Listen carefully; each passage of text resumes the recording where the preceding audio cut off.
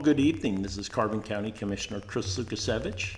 It's a Saturday night, kind of an anomaly for me here, live streaming on a Saturday night, but Thursday night was a little full on. I didn't have an opportunity to go live.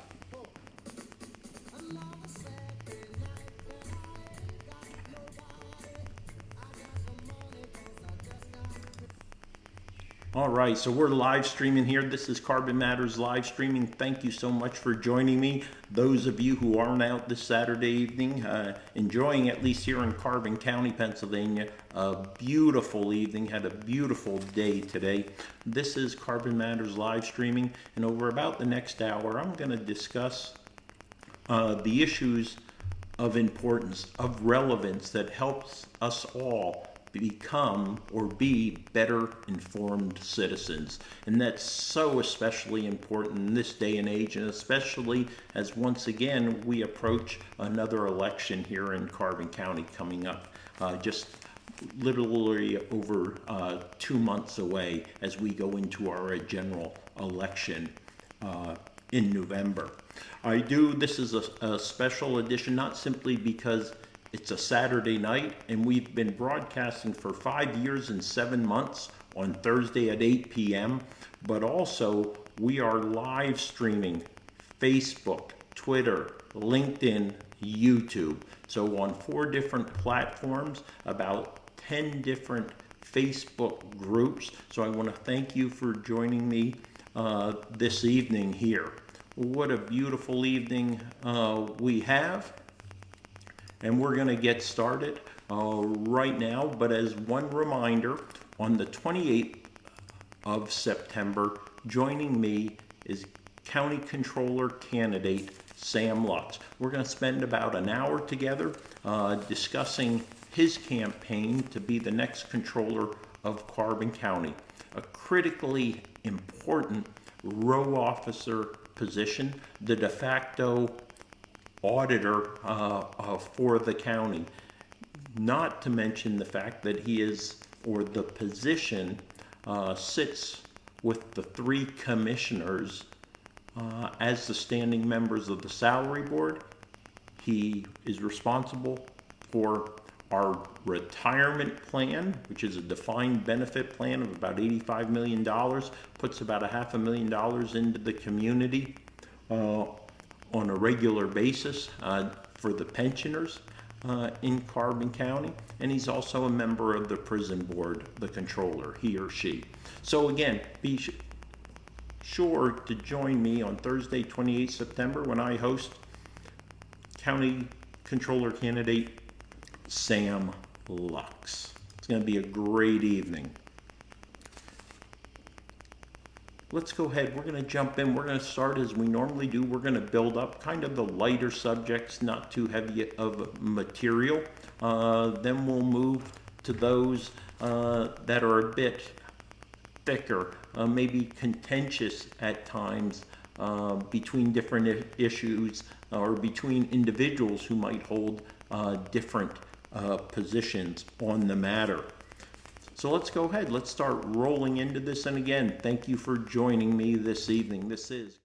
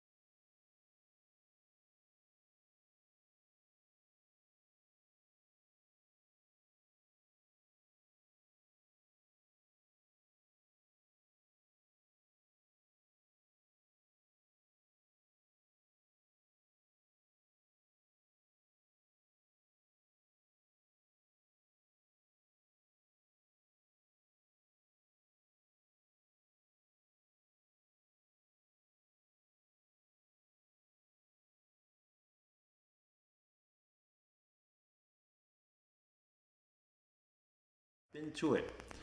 Wow. Aquashicola Fire Company raffling off their engine. Only 200 tickets are available for this sale, for this 1989 KME with 23,000 miles on it. Many of those miles are pumper miles. I have to highlight that. Those 200 tickets are going at $100 a piece. So that's basically, they're taking in $20,000 is the most they will get. Aquashicola is what I said, didn't I? Obviously there's someone here whispering in my ear. That would be Maggie doing a sidebar. This is the first time in probably 4 years I've gotten that wrong. So my apologize to the good people. Aquashicola and not Aquashicola, right? It has nothing to do with agua either, for those who might see it as looking like Spanish there. So again, they are raffling off that fire truck. Only 200 tickets are for sale. It's going to be raffled off. Whatever comes first, the sale of 200 tickets or 23 October, so whichever is sooner. So get down there just outside of Palmerton, get your raffle tickets. Let's jump next. The beginning of August, the Carbon County Fair. What a great week it was down there. I was able to be down there for the opening ceremony. It's great to interact with all the individuals who came out on that first night. Of course, Bob, who had been president for many, many years, was recognized for his contribution with a bench. So Bob and Alicia and that entire family who have given so much to Carbon County by ensuring the reinvigoration of the county fair that actually goes back to the 1850s, although there's a couple brief changes of organizations that may have been responsible for it. But again, what a great history, what a great tradition to bring the community together. Thanks, Bob, and the entire team who it has been handed off to as they continue to move forward. Next year, the 25th anniversary of the revitalization, expected to move just a 1,000 meters or so down the road to a new location. We look forward to that taking place. And congratulations to our fair queen, actually handing it off to her sister. So great to see everyone at the Carbon County Fair this past August. All right, let's move on from there. Congratulations is due to Kathy Henderson, who has now been named the lead of the Carbon Chamber Economic Development Corporation.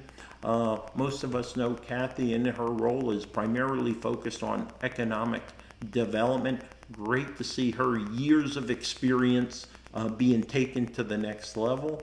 Look forward to seeing how she can help this county continue to move forward, provide opportunities for our residents here in Carbon County. Congratulations, Kathy, on your appointment.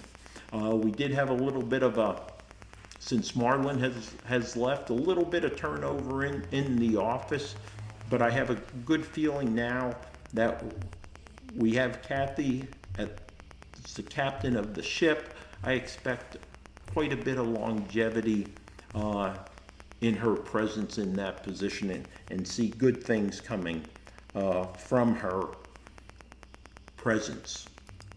I did see this just popped up within the last couple days here, I guess with the Senate back in session for a little bit, the Pennsylvania Senate that is, that Senator Argyle has introduced some legislation to move up the primary, which is historically in May, to as early as March, if I recall. And the purpose of that is to make Pennsylvania more relevant when it comes to the presidential primaries.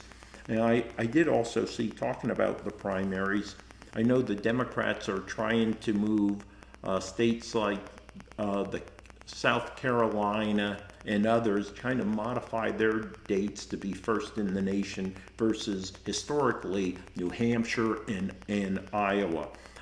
The argument is New Hampshire and Iowa don't reflect, now this is from the Democratic Party perspective, doesn't necessarily reflect the composition makeup of the United States. So it would be better, let's say, a more diverse state to host those first in the nation, most influential primaries. But we'll wait and see how that plays out with the Pennsylvania Senate. All right, let's go ahead and move on. Today was the final day of the beach bus, near and dear to my heart. Started it the 4th of July. It was really about 5 weeks later than originally anticipated running. I did just speak to the final run driver about 5:15 this afternoon to see how things were going.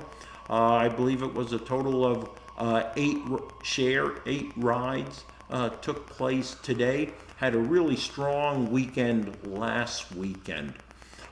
He has been talking, the driver I spoke to today have been talking to a lot of the citizens who have been leveraging or taking opportunity of the beach bus, which has only been running Saturday since the 4th of July. And there seems not to be a lot of knowledge of the Saturday runs. Now I can tell you that all the Summit Hill, Nesquehoning, and Lansford Facebook pages that I'm a member of, I have been pushing it to kind of an advertisement of the availability of the bus. Obviously not everyone has Facebook, but I've had I made a very conscious effort to push it every Thursday and Friday right before a Saturday. But I'm hopeful if the beach bus continues into future years, we're going to definitely at least double the ridership, if not triple, over the next 2 years. But again, you got to be persistent, consistent, and you got to get the word out there.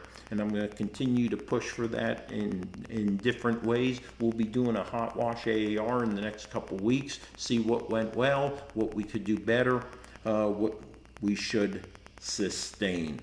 But again, thanks to all those patrons who have been enjoying Carbon County's beach bus.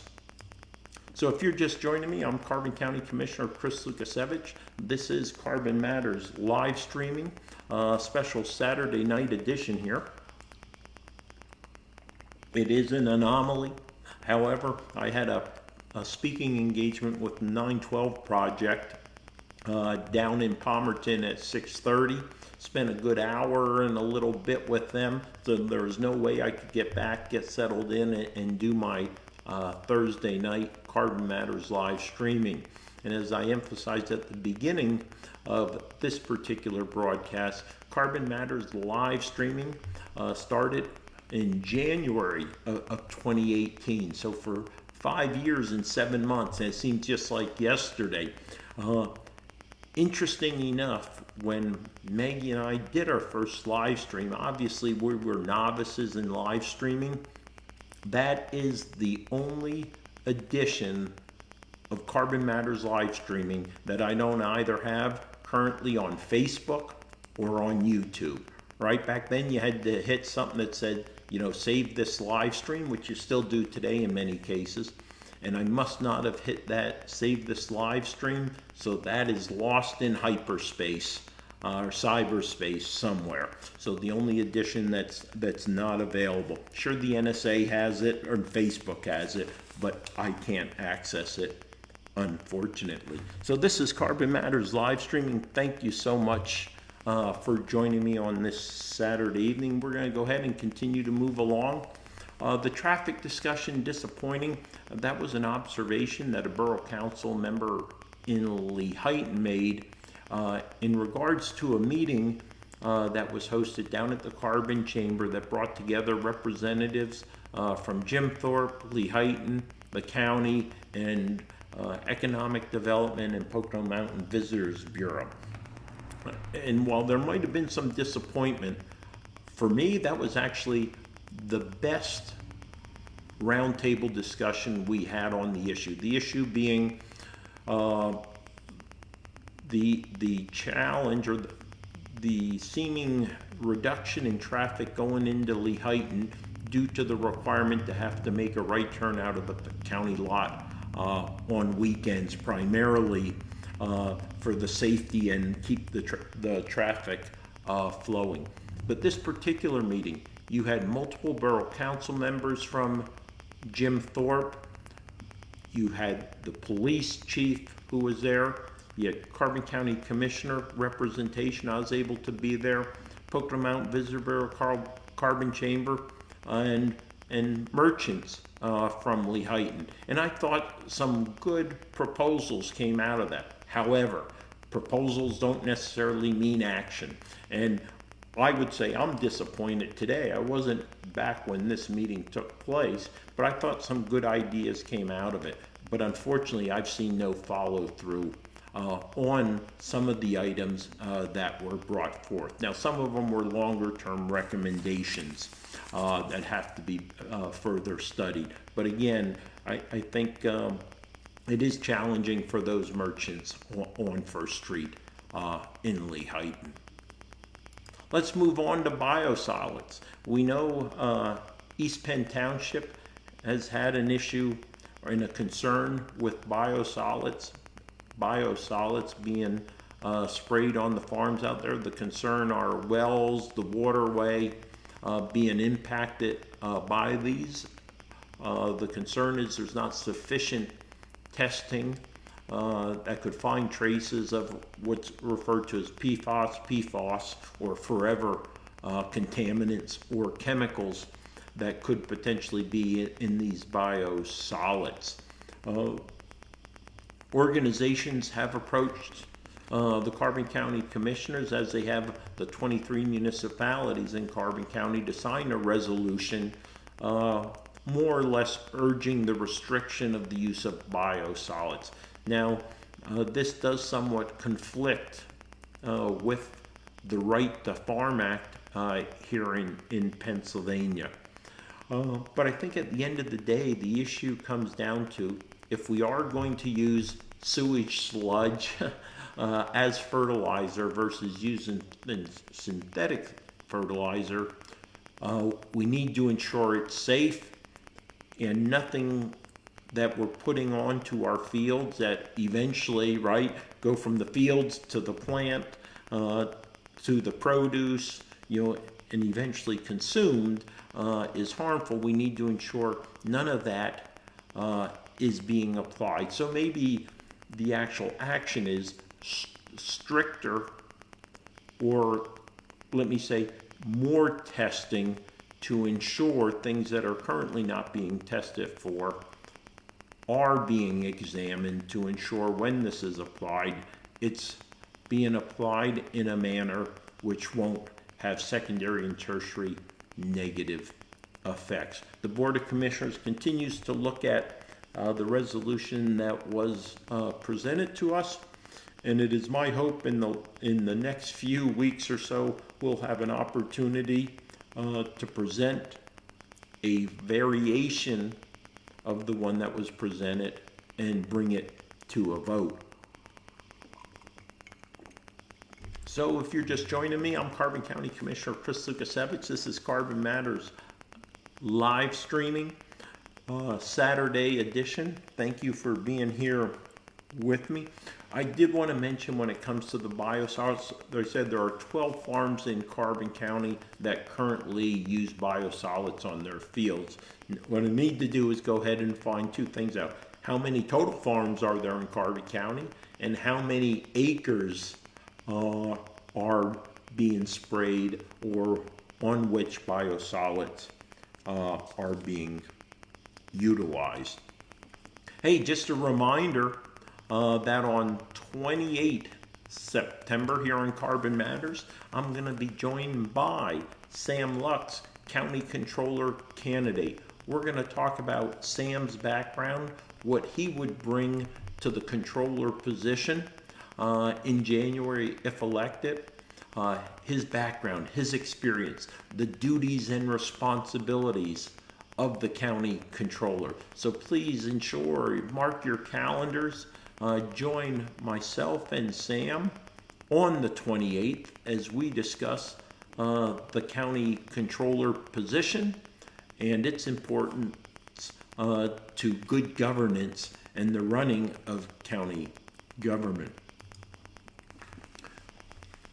Let's talk about safety and response.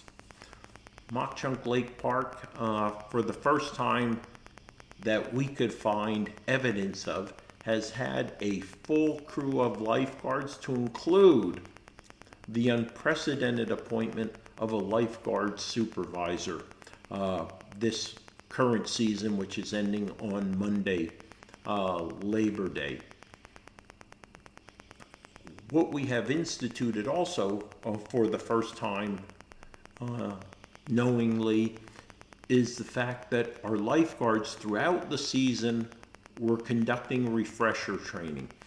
Those individual tasks that they're required to maintain a certain level of capability and expertise in to do their job.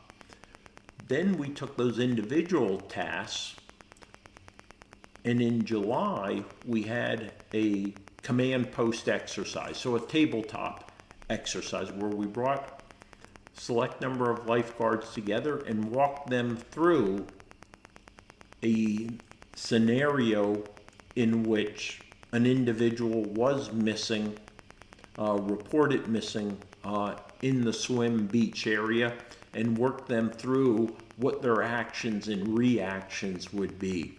And then we took that to the next level with what's being highlighted here, which was a full FTX, right? A full training exercise instead of a field training exercise. God bless you.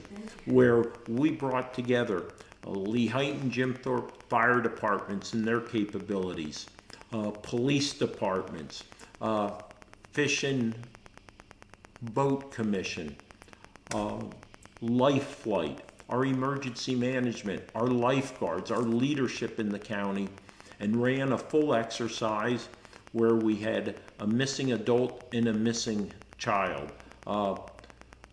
Going to the point of actually we used a submersible dummy that you can see in the lower picture there being pulled out of the water.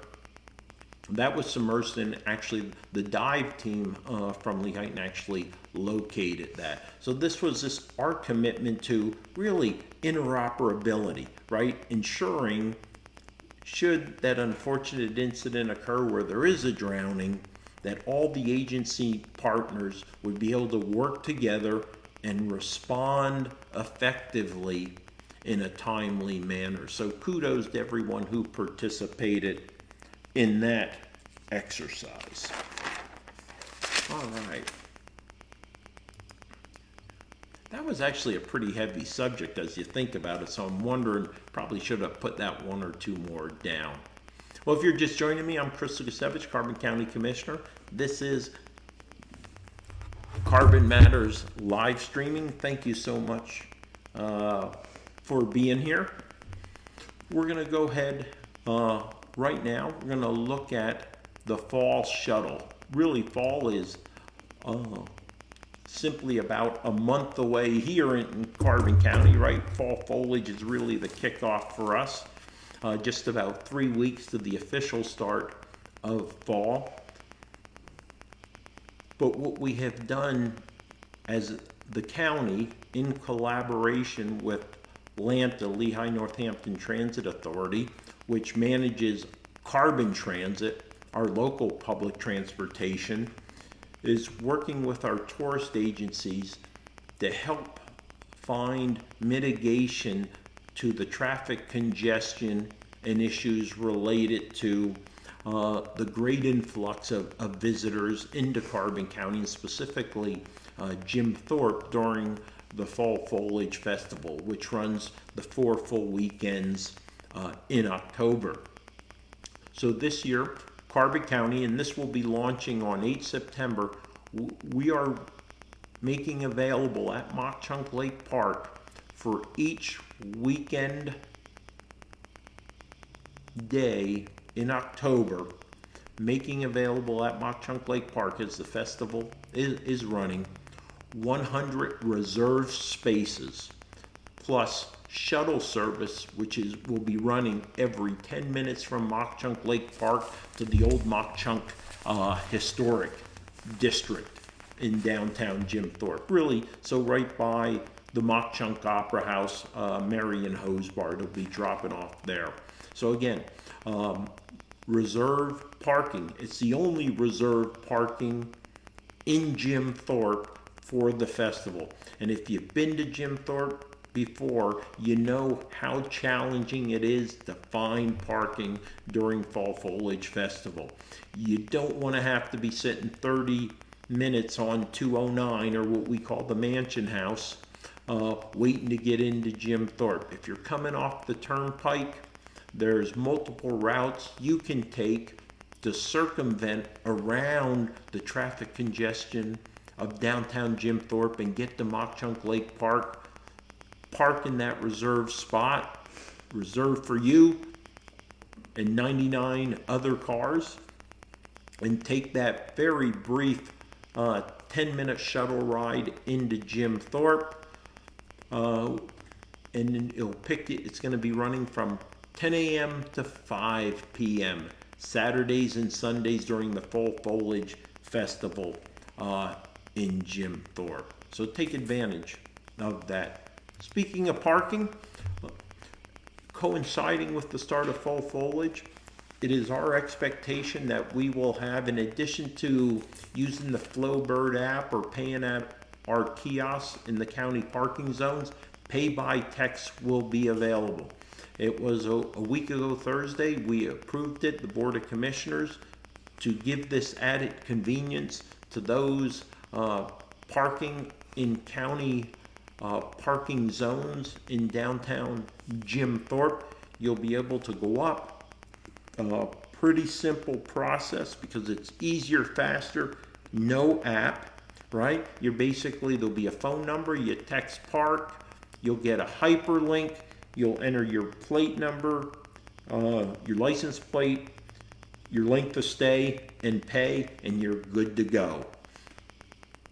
Quick and easy, pay by text. Hopefully this is going to cut down on the lines also that we often see at a few of the kiosks. That one kiosk, what we call a river entrance, that's so where a lot of the rafting companies will take their boats down to.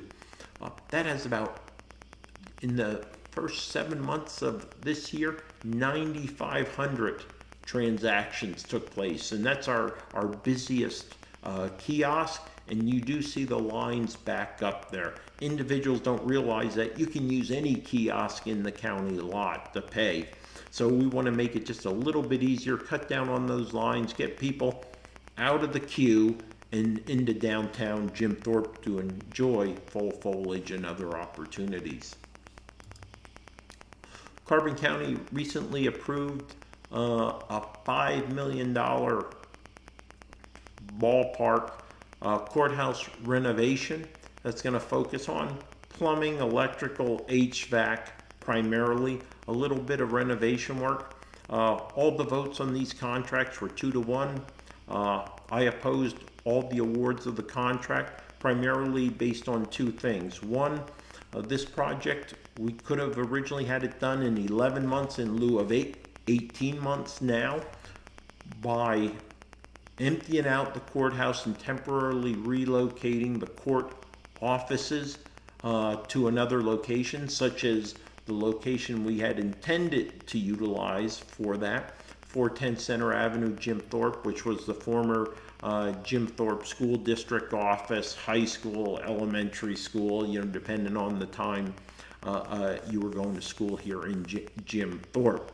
So it was costing us alone for our primary consultants, such as Boyle Construction, the architect, the HVAC specialist, $30,000 a month just for consulting fees. So think about it.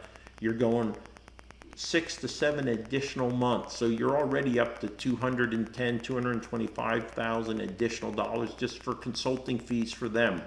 What we're doing, instead of emptying the courthouse, what is extending this, we're doing it floor by floor. So we're going to be constantly shifting people. It's going to extend out the entire project.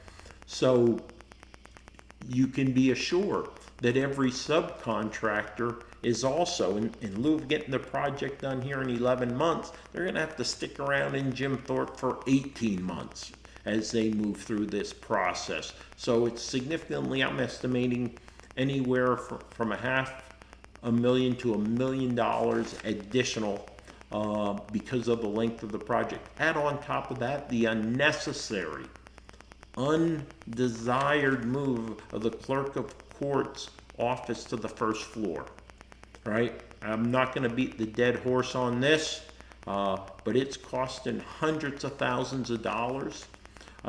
Overall, $500,000 to move one office that doesn't need to move from one floor to the first floor. Importantly to note, which isn't included in this $5 million, which now is exceeding our capital budget, what money's available. We're under $5 million right now. It's $4 million, about 7 or 8, 4.7, $4.8 million available. So we're already at the point where we're going to have to find money to pay for this project. But as I said, what hadn't been included in this contract is the additional electronic filing system that is required, and basically talking physical place to put files, which is costing about $85,000.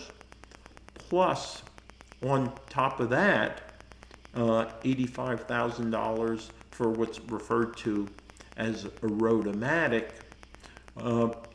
There's furniture costs, which are about $70,000 to $75,000 just in cubicles and those types of necessary desk spaces that have to be put in there. That's another $150,000 that isn't even included here. So it's a very costly project. We could have had this done for about $3.5 to $4 million if, again, we would have simply relocated court operations for a temporary period, let them work in an expeditionary fashion. Not going to give them the Taj Mahal, which they would want, but not need, and then not move unnecessarily the clerk of court's office. All right, so let's move on. Goodbye, Lansford Pool. Had to bring this up here simply because it's on this particular Times News. Lansford has decided that renovation of their pool is too costly. It's unfortunate, but I think the reality is it is too costly for Lansford, but it doesn't mean I'm not greatly disappointed in it. I'd love to see at least every borough to have a pool. Palmerton has a pool. Lehighton has a pool. Jim Thorpe, Summit Hill, Mock Chunk Lake Park. It's fine, great, love Mock Chunk Lake Park. It's not a pool. Weatherly also has Urana. But I think it's unfortunate. They are looking at another option. I will have to remind the citizens of the Panther Valley, specifically Lansford, right? You guys also had another pool up until a few years back, right? And that would have been at the Panther Valley High School. I think that was disappointing also to see that go away. Isn't it great, folks, students, as part of their PE, teaching swimming, having a swim team, a dive team, those other activities? I find that's unfortunate. Also, I was thinking about earlier today, that Jim Thorpe back in the day, about maybe 500 meters, 500 yards from here where I'm sitting, the east side of Jim Thorpe used to have a pool. Then if you would have went on Upper Broadway in downtown Jim Thorpe, there was a pool there. And then there was actually even a small pool at Kemmerer Park in downtown Jim Thorpe, and plus the YMCA back in the day had a pool. It's unfortunate they still don't exist, but they are costly indeed. But they are another great way to bring the community together, especially in the beautiful summers that we have here that are so fitting and accommodating for swimming. Carbon was hit with a cyber attack. Can't say anything more on that issue. Read the article.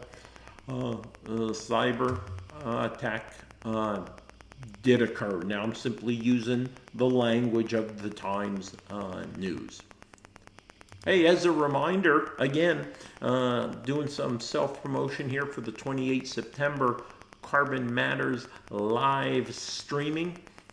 I'm being joined by County Controller candidate Sam Lux. We're going to spend an hour together talking about the duties and responsibilities of the position that he is seeking, and then the background, the experience that he will bring when, if elected to the position of County Controller. So please join me and Sam on 28 September.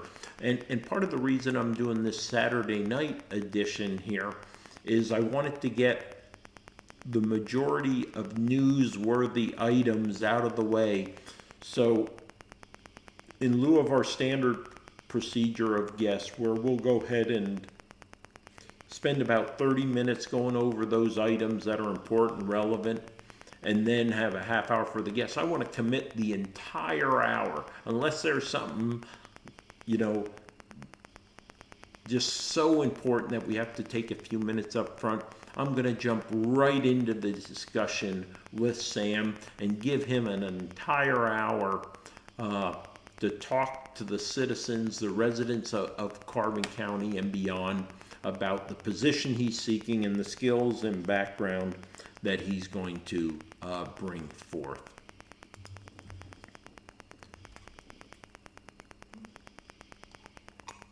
So thanks again for joining me on this Saturday evening. I'm Carbon County Commissioner Chris Lukasevich. A Saturday night edition of Carbon County Matters live streaming as we enter into our 5th year, 7th month of broadcasting.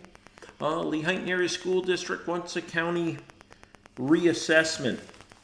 Well, why would the school district want a reassessment? Well, normally let's say they want to ensure there's equitable payment of taxes across the board. Want to do some revenue generation, of course, but bear in mind, they generate revenue, they're going to spend it.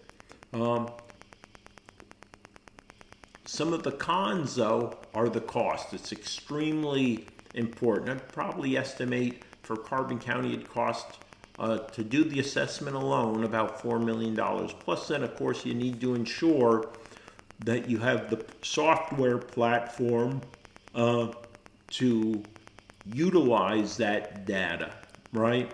Take the data in, help prepare the tax bills that go out on a regular basis. So that's above and beyond having a third party come in and actually do the assessments. A big concern is seniors and others who have been here for many, many years and have invested in their homes. A reassessment might hit them extremely hard.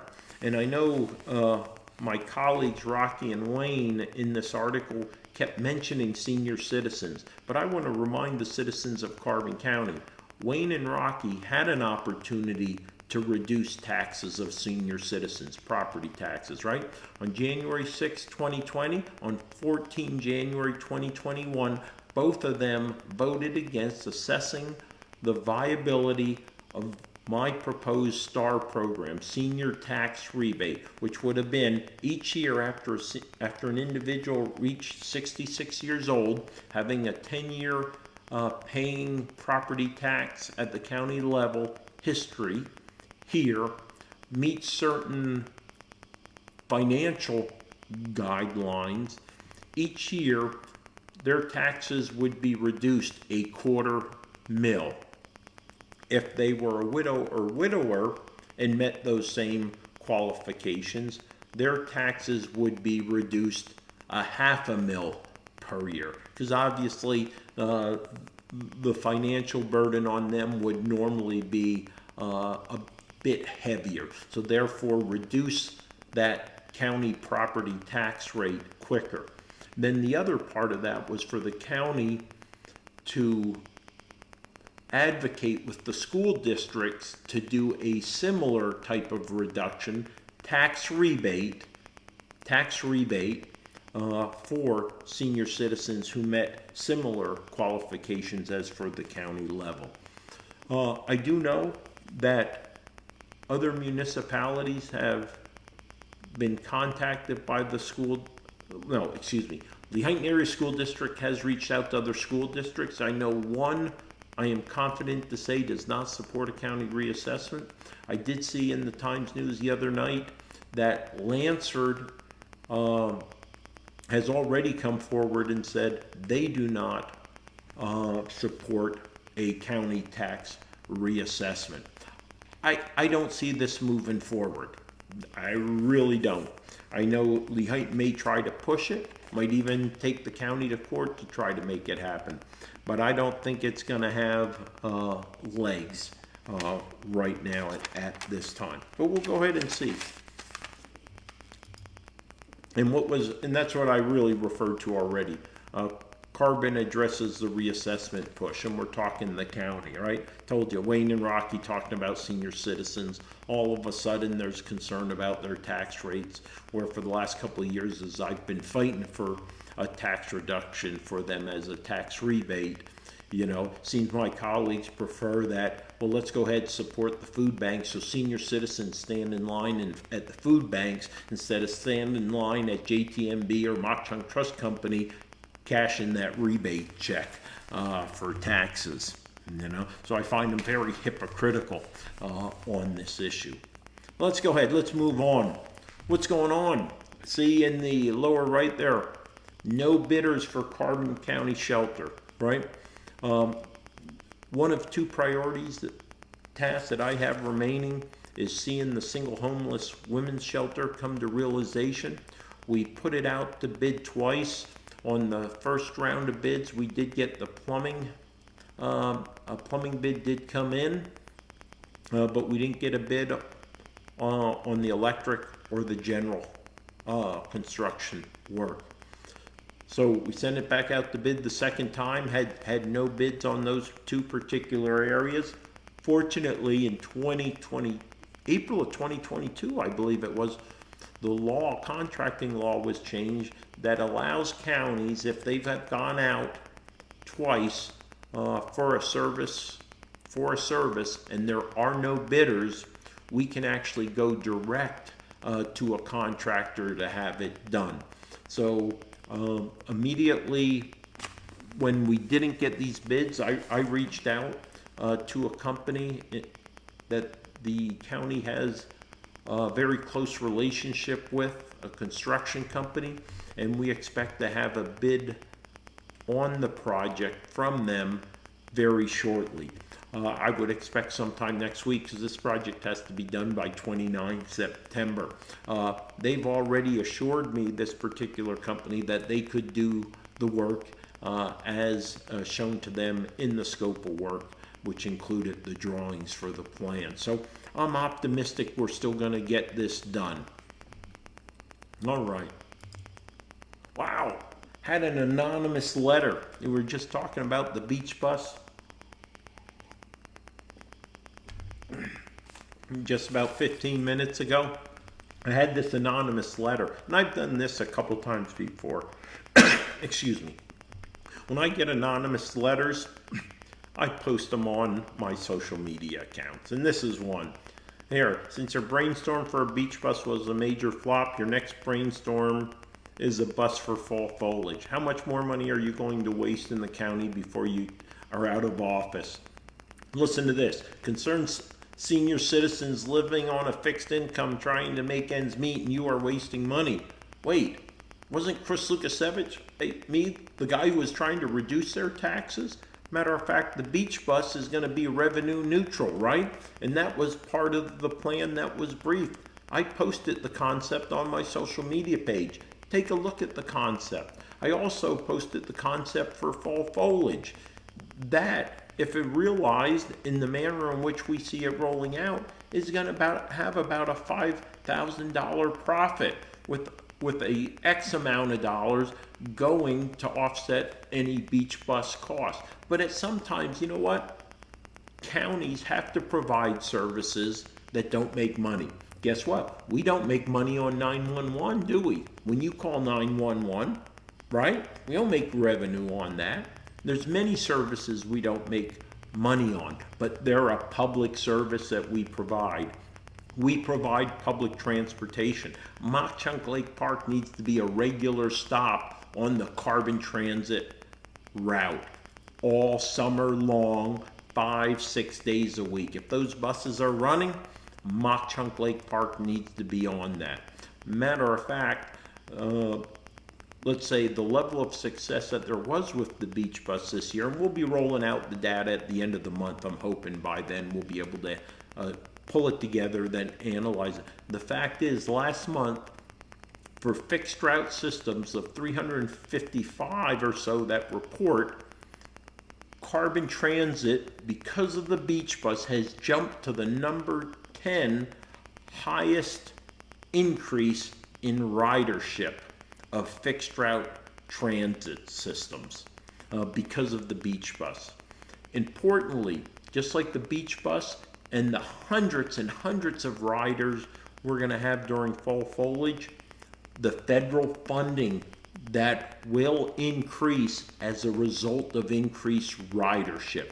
Stay tuned for 2023 and 2024 and 2025, when the impact of the beach bus and fall foliage, the federal money rolling in to support increased services by carbon transit to the citizens of Carbon County. All right, let's move on here. We're rolling down, I think, to about our last 15 minutes or so. We're about 13 minutes prior to the top of the hour. I'm Carbon County Commissioner Chris Lukasiewicz.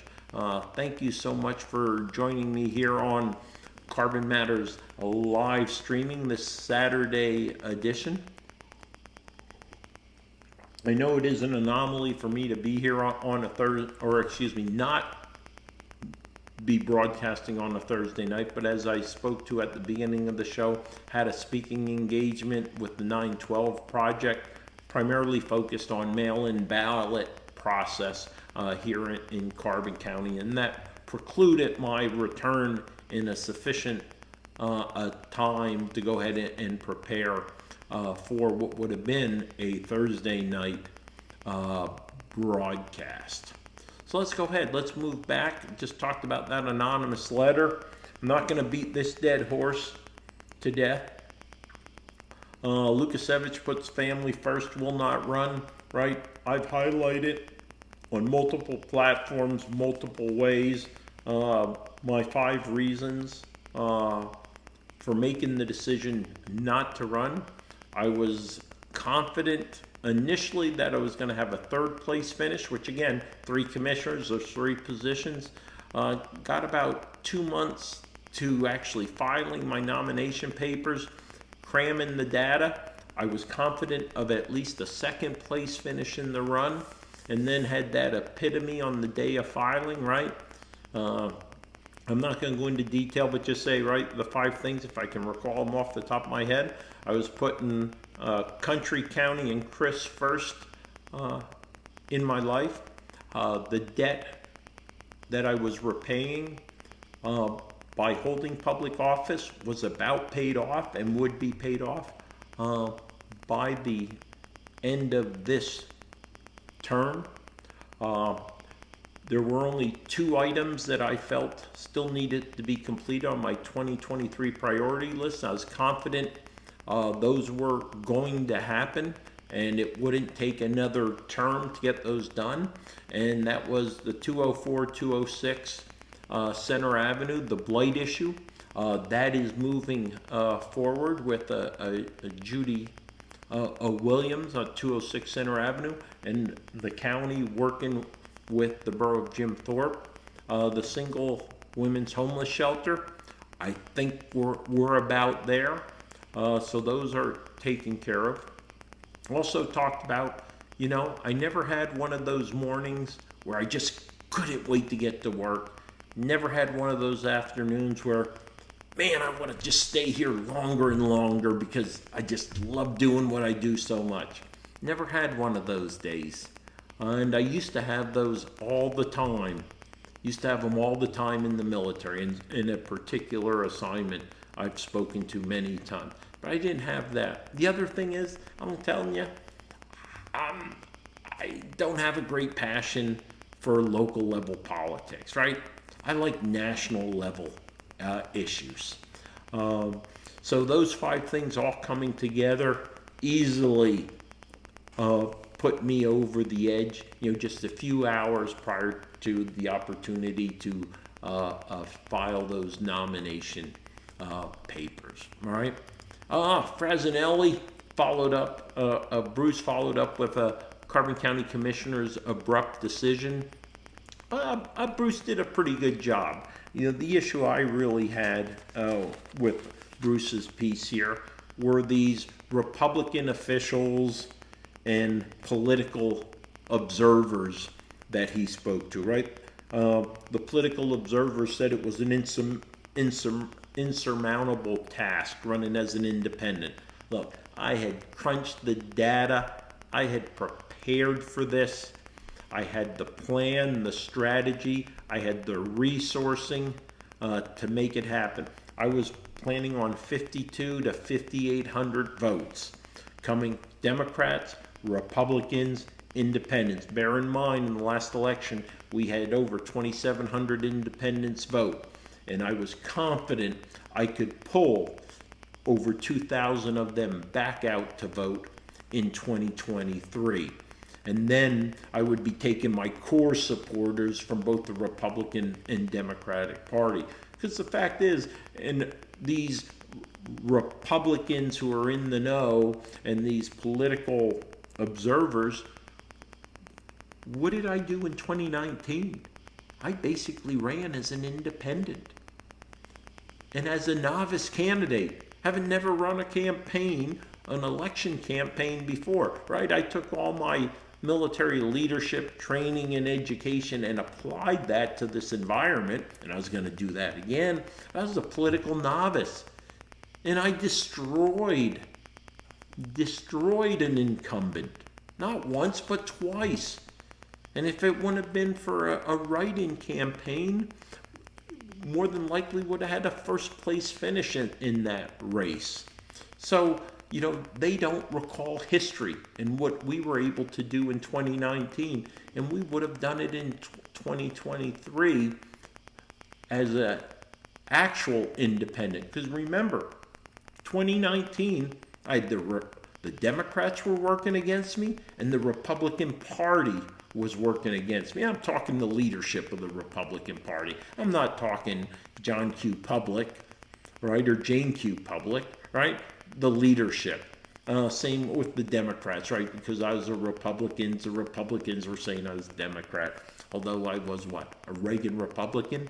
Probably one of the longest serving or the longest standing Republicans in the Republican Party of my age group, right here in Carbon County. So, but nonetheless, and I did switch back to Republican right the next day.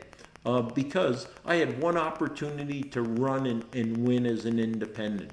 And should at some time in the future I want to assume or run for another position at any level, I'm not going to be able to do it as an independent on a first term if I run for some other office. The only way I would be able to win and be victorious, going back to my core values and beliefs and running as a Republican and not an independent. All right, let's move on to that. All right, gosh darn, I spent too much time on that. All right. Here it is, planting the seed for a county controller's candidate debate. This was from actually the standard speaker. I had sent it to both. Wow, I'm a little off screen there, am I not? I had sent this to the standard speaker in the Times News, unaware that the Times News wouldn't accept if it was printed elsewhere. But again, that was like a kind of a shotgun blast, or it's like a pamphlet drop, right? PSYOPs. You know, you just throw it out there and hopefully it'll stick somewhere. Well, fortunately, the standard speaker printed it. And then just this past week, the Times News printed it a version of this. It was slightly edited. I did edit on their request, and really was a reduction versus anything significant. But this really leads into the importance of this position, right? Normally there'd be a commissioners and sheriff's forum debate held, but unfortunately there's no competition in the sheriff's race in the autumn because of the outcome of the primary. So therefore, it creates an opportunity to find another important row officer race, and the only one that is truly competitive naturally. And that would be the Democrat and Republicans each have a candidate. It's extremely important. They're both novices to politics.